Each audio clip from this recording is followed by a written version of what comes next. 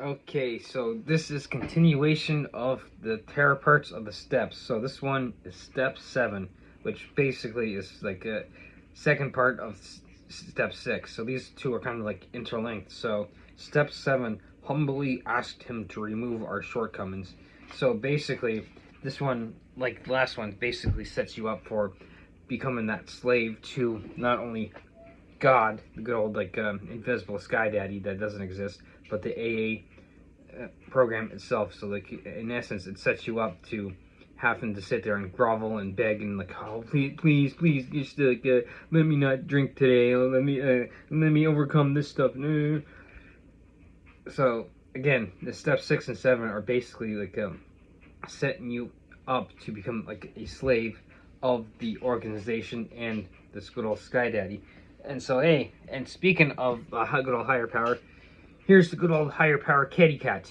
Yes, if I pray to you, then I won't drink again. Is that right? Is that how this works? No? Yeah. You're like, yeah, that's fucking bullshit, huh? Yeah. Yep. Alright, yeah, you just get comfy, huh? Huh? Yes, raw. Yeah, go play. Oh, there goes my higher power. I guess I'm gonna have to start drinking again because he just left me and everything. So, but six, as you can see, 6 and 7 here are like basically setting yourself up, and they're intertwined. Because if you're looking for an outside source to kind of like come and save you, you're kind of going about it the wrong way. Now, that does not mean that you go and don't ask for any help and everything, because like I've stated in previous videos, you're going to want to go and get professional help, counselor, therapist, psychiatrist, someone professional who knows what they're doing and can help you work through like all of your mental and emotional entangled mess and everything that you've kind of created through your drug and alcohol abuse. Yes, I know. Here we come. Ready, set, here we go. Yeah, back in the video. Yeah, whenever I'm making these, you always look for attention, huh? Yes, because you want to be the star of the show, huh? Yep, yep. Higher power keeps showing up in ring. So, by step 7, you're basically asking some non-existent invisible sky daddy that isn't there to help you. So I'm going to say help yourself by asking a professional to kind of untangle that mental and emotional mess that you've created with your alcohol and or drug abuse.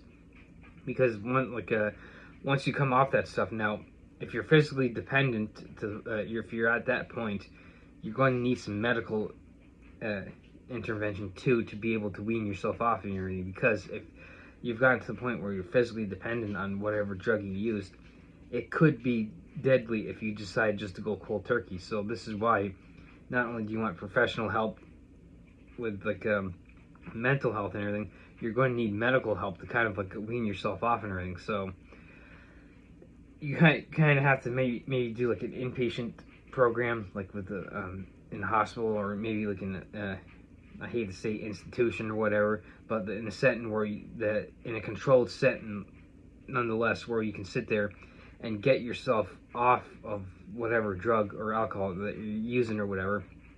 Then what you can do is like once you get stabilized through the medical field and everything, then you start working on like I've mentioned, the mental and emotional entanglement that you've created. And this is where professional help in like this field of psychology will come into play, so you can actually work through the issues that led you to down the alcohol or drug abuse road in the first place. You don't see that in AA because like especially in last step and this step, you have to pray to God and everything. That's not professional help. You're not setting yourself up to be able to get yourself out of this alcohol and drug abuse path, because quite possibly you could be setting yourself up for even future damage, and even maybe even the repercussions are going to be 10 times worse because you're not addressing the issues themselves by doing these steps and everything, because you're looking for, in essence, some like a higher power sky daddy that doesn't exist to kind of come down and save you. Not to sit, you're not sitting there looking for professional help to get rid of that emotional and mental entanglement that I keep mentioning. Yes, we're trying to make a video here. Yes.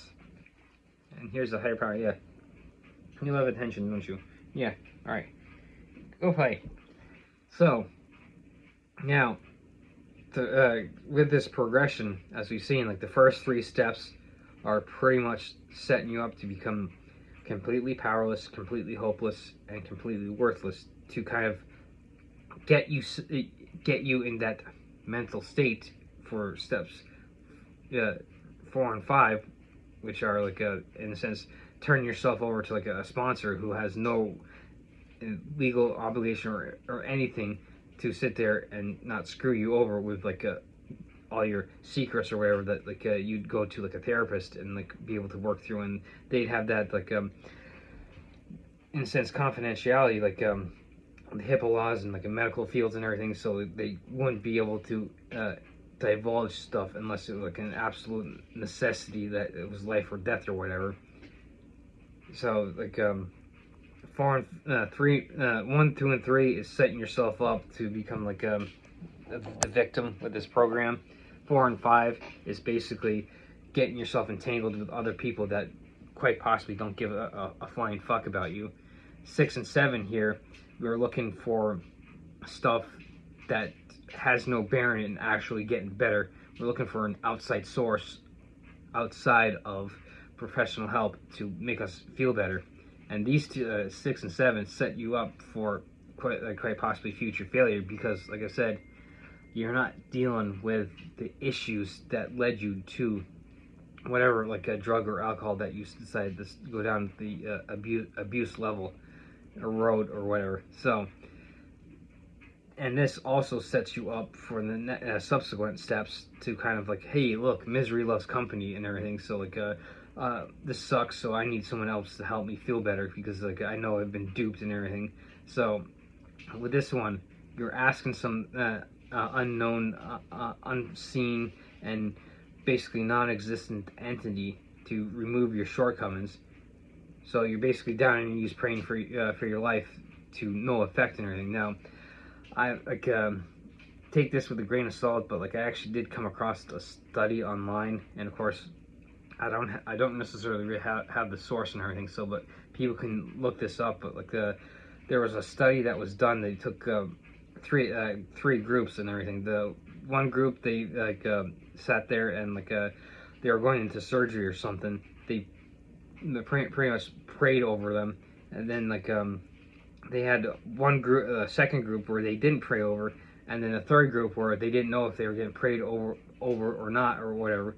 And like the outcomes of the surgeries and stuff, the people who like weren't prayed on, who weren't prayed for, I said prayed on like they were a victim, but anyway, they weren't prayed for in the group, actually had a better recovery rate than the other two groups and everything.